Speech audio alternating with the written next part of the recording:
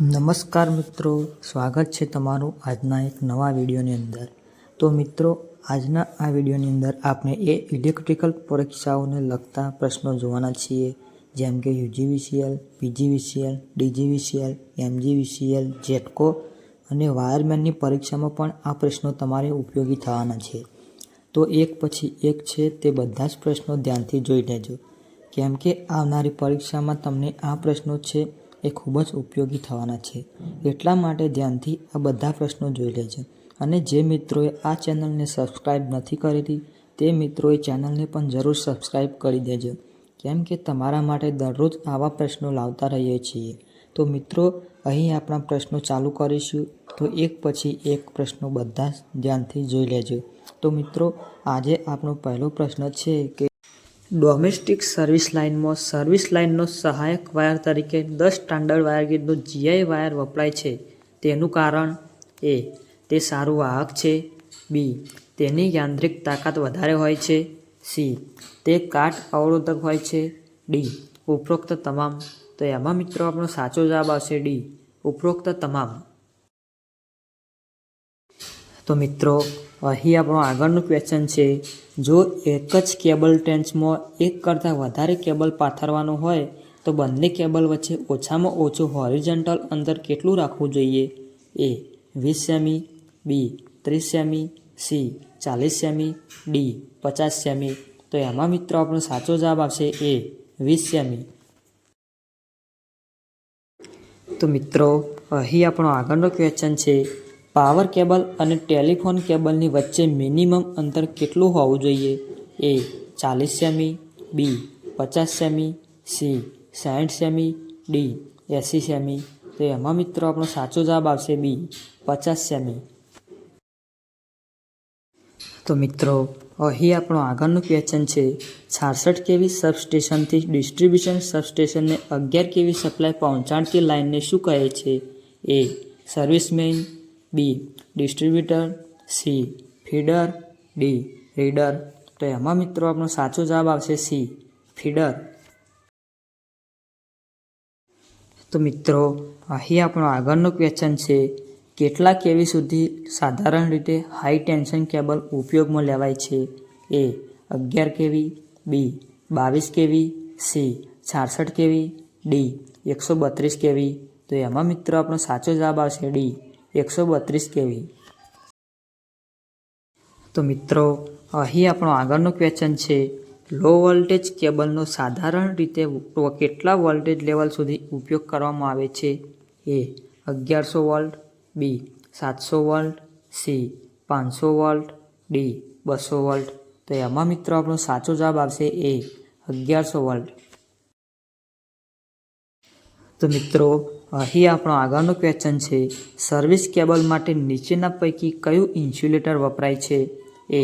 Fibre cleat, B. લાકડાની plate, C. PVC ring કે reel insulator, D. સાગની plate. તો એમાં મિત્રો આપણો સાચો જવાબ આવશે C. PVC રિંગ ટાઈપ ઇન્સ્યુલેટર। તો મિત્રો, અહીં આપણો આગળનું ક્વેશ્ચન છે, 3 ફેઝ 4 વાયર કેબલમાં ન્યુટ્રલ કંડક્ટરનો ક્રોસ સેક્શનલ એરિયા કેટલો હોય છે? A. ફેઝ કંડક્ટરની બરાબર, B. ફેઝ કંડક્ટરથી વધારે, C. ફેઝ કંડક્ટરથી અડધો, D.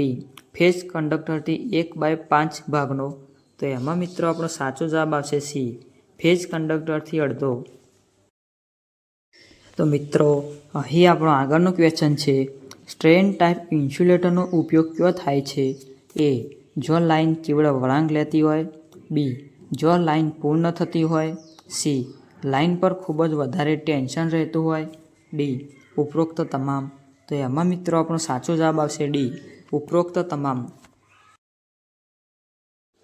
તો મિત્રો, અહીં આપણો આગળનો ક્વેશ્ચન છે, નીચેના પૈકી કયું મટીરિયલ કેબલના ઇન્સ્યુલેશન માટે વપરાય છે? A. Rubber, B. Paper, C. PVC, D. આપેલ તમામ। તો એમાં મિત્રો આપણો સાચો જવાબ આવશે D. આપેલ તમામ। તો મિત્રો, અહીં આપણો આગળનો ક્વેશ્ચન છે, નીચેના પૈકી કયો એક ફ્યુઝનો પ્રકાર નથી? A. Insulator fuse, B. HRC fuse, C. Semiconductor fuse, D rewirable fuse? તો એમાં મિત્રો આપણો સાચો જવાબ આવશે એ ઇન્સ્યુલેટર ફ્યુઝ. તો મિત્રો અહીં આપણો આગળનો ક્વેશ્ચન છે, ડિસ્ટ્રીબ્યુશન સબસ્ટેશન ખાલી જગ્યા ઇન્સ્ટોલ કરવામાં આવે છે. એ ગ્રાહકના રહેઠાણના વિસ્તારની નજીક, બી ગ્રાહકના રહેઠાણના વિસ્તારથી દૂર, સી સબસ્ટેશનની નજીક, ડી પ્રત્યેક ગ્રાહકના મીટર બોર્ડ પર? તો એમાં મિત્રો આપણો સાચો જવાબ આવશે એ ગ્રાહકના રહેઠાણના વિસ્તારની નજીક. તો મિત્રો અહીં આપણો આગળનો ક્વેશ્ચન છે, ફીડર લાઇન માટે નીચેના પૈકી શું સાચું છે? એ ફીડરના કોઈપણ પોઈન્ટ પર વિદ્યુત પ્રવાહ સમાન હોય છે. બી ફીડરના કોઈપણ પોઈન્ટ પર વિદ્યુત દબાણનું મૂલ્ય અલગ અલગ હોઈ શકે. સી ફીડરમાંથી વહેતો કરંટ કંડક્ટરની સાઇઝ પર આધાર રાખે છે. ડી ઉપરોક્ત તમામ? તો એમાં મિત્રો આપણો સાચો જવાબ આવશે ડી ઉપરોક્ત તમામ. તો મિત્રો અહીં આપણો આગળનો ક્વેશ્ચન છે, ડિસ્ટ્રીબ્યુટર માટે નીચેના પૈકી શું સાચું છે? એ ડિસ્ટ્રીબ્યુટરના અલગ અલગ સેક્શન પર વિદ્યુત પ્રવાહનું મૂલ્ય અલગ અલગ હોય છે.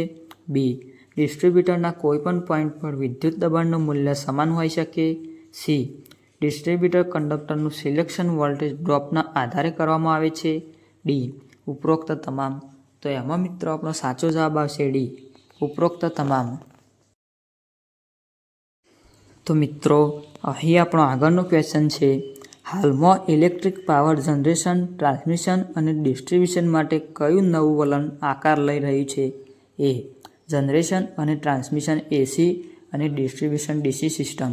બી જનરેશન અને ડિસ્ટ્રીબ્યુશન એસી અને transmission DC system. C generation, transmission અને distribution AC system. D generation, transmission અને ડિસ્ટ્રીબ્યુશન ડીસી સિસ્ટમ. તો એમાં મિત્રો આપણો સાચો જવાબ આવશે બી જનરેશન અને ડિસ્ટ્રીબ્યુશન એસી અને ટ્રાન્સમિશન ડીસી સિસ્ટમ. તો મિત્રો અહીં આપણો આગળનો ક્વેશ્ચન છે, સબસ્ટેશનમાં નીચેના પૈકી કયા ઇક્વિપમેન્ટ માટે કરંટ રેટિંગની જરૂરિયાત રહેતી નથી? A circuit breaker, B isolator, C load break switch, D bus bar. તો એમાં મિત્રો આપણો સાચો જવાબ આવશે બી આઇસોલેટર. તો મિત્રો અહીં આપણો આગળનો ક્વેશ્ચન છે, સબસ્ટેશનમાં નીચેના પૈકી કયું ઇક્વિપમેન્ટ લગાવવામાં આવતું નથી? A capacitor bank, B reactor bank, C voltage transformer, D exciter. તો એમાં મિત્રો આપણો સાચો જવાબ આવશે ડી એક્સાઇટર. તો મિત્રો અહીં આપણો આગળનો ક્વેશ્ચન છે, લાઇનમાં થતા વોલ્ટેજ ડ્રોપની પૂર્તતા કરવા માટે સબસ્ટેશનમાં નીચેના પૈકી શું વપરાય છે? A capacitor bank, B reactor bank, C squirrel cage induction motor, D ઉપરોક્ત તમામ. તો એમાં મિત્રો આપણો સાચો જવાબ આવશે એ કેપેસિટર બેંક. તો મિત્રો અહીં આપણો આગળનો ક્વેશ્ચન છે, સબસ્ટેશનમાં લાઇટનિંગ એરેસ્ટર ક્યાં ઇન્સ્ટોલ કરવામાં આવે છે? એ સબસ્ટેશનની શરૂઆતમાં કે જો ઇનકમિંગ લાઇન પ્રવેશ કરતી હોય તે પોઈન્ટ પર, બી ટ્રાન્સફોર્મરની એસટી સાઇડની નજીકમાં, સી એ અને બી બંને જગ્યાએ, ડી બસ બારના ટોપ પર. તો એમાં મિત્રો આપણો સાચો જવાબ આવશે સી એ અને બી બંને જગ્યાએ. તો મિત્રો અહીં આપણો આગળનો ક્વેશ્ચન છે, 220 kV વોલ્ટેજ લેવલ સુધીના સબસ્ટેશનમાં ઓપરેટિંગ અને પ્રોટેક્શન સિસ્ટમ માટે વપરાતી બેટરી સેક્શનના વોલ્ટેજ કેટલા હોય છે? એ 10 વોલ્ટ, બી 110 volt, C 1100 volt, D 11000 volt. તો એમાં મિત્રો આપણો સાચો જવાબ આવશે બી 110 વોલ્ટ. તો મિત્રો અહીં આપણો આગળનો ક્વેશ્ચન છે, 400 kV કે તેના કરતાં વધારે વોલ્ટેજવાળા સબસ્ટેશનમાં ઓપરેટિંગ અને પ્રોટેક્શન સિસ્ટમ માટે વપરાતી બેટરી સેક્શનના વોલ્ટેજ કેટલા હોય છે? એ 22 વોલ્ટ, બી 220 volt, C 2200 volt, D 22000 volt. તો એમાં મિત્રો આપણો સાચો જવાબ આવશે બી 220 વોલ્ટ. તો મિત્રો અહીં આપણો આગળનો ક્વેશ્ચન છે, સબસ્ટેશનમાં રહેલી બેટરી સેક્શનને જો ફ્લોટિંગ મોડમાં રાખવામાં આવે તો તેના વોલ્ટેજ કેટલા હશે? એ લાઇનના રેક્ટિફાય થયેલા ડીસી વોલ્ટેજ કરતાં ઓછા વોલ્ટેજ, બી લાઇનના રેક્ટિફાય થયેલા ડીસી વોલ્ટેજ કરતાં વધારે વોલ્ટેજ, સી એ અને બી બંને, ડી એક પણ નહીં. તો એમાં મિત્રો આપણો સાચો જવાબ આવશે એ, લાઇનના રેક્ટિફાઈ થયેલા ડીસી વોલ્ટેજ કરતાં ઓછા વોલ્ટેજ. તો મિત્રો અહીં આપણો આગળનો ક્વેશ્ચન છે, સબસ્ટેશનમાં રહેલા ટ્રાન્સફોર્મરમાં ટેપ ચેન્જિંગ મિકેનિઝમ કઈ બાજુ આપવામાં આવે છે? A primary winding, B secondary winding, C ST winding, D A અને સી. તો એમાં મિત્રો આપણો સાચો જવાબ આવશે સી એસટી વાઇન્ડિંગ. તો મિત્રો અહીં આપણો આગળનો ક્વેશ્ચન છે, જનરેટિંગ સબસ્ટેશન માટે ટ્રાન્સફોર્મરનું પાવર રેટિંગ નીચેના પૈકી કયું હોઈ શકે? એ 170 MVA, બી 170 kVA, C 170 VA, D 17 VA. તો એમાં મિત્રો આપણો સાચો જવાબ આવશે એ 170 MVA. તો મિત્રો અહીં આપણો આગળનો ક્વેશ્ચન છે, 132 kV સબસ્ટેશન માટે ટ્રાન્સફોર્મરનું પાવર રેટિંગ નીચેના પૈકી કયું હોઈ શકે? એ 100 kVA, બી 10 MVA, C 1000 MVA, D 65 kVA. તો એમાં મિત્રો આપણો સાચો જવાબ આવશે બી 10 MVA. તો મિત્રો અહીં આપણો આગળનો ક્વેશ્ચન છે, ડિસ્ટ્રીબ્યુશન સબસ્ટેશન માટે ટ્રાન્સફોર્મરનું પાવર રેટિંગ નીચેના પૈકી કયું હોઈ શકે? એ 63 kVA, બી 100 kVA, સી 25 kVA, ડી આપેલ તમામ. તો એમાં મિત્રો આપણો સાચો જવાબ આવશે ડી આપેલ તમામ. તો મિત્રો અહીં આપણો આગળનો ક્વેશ્ચન છે, 220 kV by 66 kV 3 phase receiving સબસ્ટેશનના ટ્રાન્સફોર્મરનું પાવર રેટિંગ 100 MVA છે. જો લોડનો પાવર ફેક્ટર યુનિટી ધારવામાં આવે તો તેના પ્રાઇમરી સાઇડનું કરંટ રેટિંગ કેટલું હશે? એ 455 એમ્પિયર, બી 262 ampere, C 151 ampere, D 2627 ampere. તો એમાં મિત્રો આપણો સાચો જવાબ આવશે બી 262 એમ્પિયર.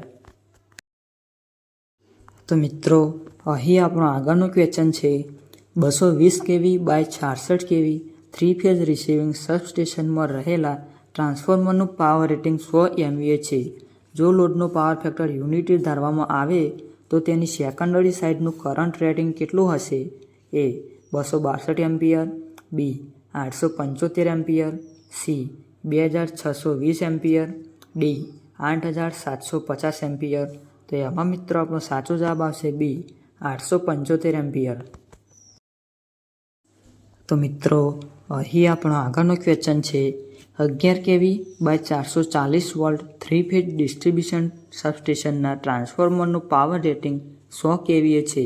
જો લોડનો પાવર ફેક્ટર યુનિટી માનવામાં આવે તો તેને એસટી અને એલટી સાઇડનું કરંટ રેટિંગ અનુક્રમે કેટલું હશે? એ 5.25 એમ્પિયર અને 133.34 એમ્પિયર, બી 133.34 એમ્પિયર અને 5.25 એમ્પિયર, સી 5.25 એમ્પિયર અને 5.25 એમ્પિયર, ડી 133.34 એમ્પિયર અને 133.34 એમ્પિયર. તો એમાં મિત્રો આપણો સાચો જવાબ આવશે એ 5.25 એમ્પિયર અને 133.34 એમ્પિયર. તો મિત્રો અહીં આપણો આગળનો ક્વેશ્ચન છે, 11 kV બાય 433 વોલ્ટ ડિસ્ટ્રીબ્યુશન ટ્રાન્સફોર્મરની નેમ પ્લેટ પર ઇમ્પિડન્સ વોલ્ટેજનું મૂલ્ય 4.5% દર્શાવેલ છે. તો ફૂલ લોડ વખતે તેની સેકન્ડરી સાઇડમાં મહત્તમ વોલ્ટેજ ડ્રોપ કેટલા થશે? એ 1949 વોલ્ટ, બી 194.9 volt, C 19.49 volt, D 1.949 volt. તો એમાં મિત્રો આપણો સાચો જવાબ આવશે સી 19.49 વોલ્ટ. તો મિત્રો અહીં આપણો આગળનો ક્વેશ્ચન છે, ડિસ્ટ્રીબ્યુશન સબસ્ટેશનમાં નીચેના પૈકી કયો ફ્યુઝ વાપરવામાં આવે છે? A DO fuse, B HRC fuse, C semiconductor fuse, D cartridge fuse. તો એમાં મિત્રો આપણો સાચો જવાબ આવશે એ ડીઓ ફ્યુઝ. તો મિત્રો અહીં આપણા બધા જ ક્વેશ્ચન્સ પૂરા થાય છે. વિડીયો પસંદ આવે તો એક લાઇક જરૂરથી કરી દેજો અને જે મિત્રોએ હજુ સુધી ચેનલને સબસ્ક્રાઈબ નથી કરી તે મિત્રોએ પણ ચેનલને સબસ્ક્રાઈબ કરી દેજો કેમ કે અમે તમારા માટે આ ચેનલની અંદર આવા વિડીયો લાવતા રહીએ છીએ. ધન્યવાદ.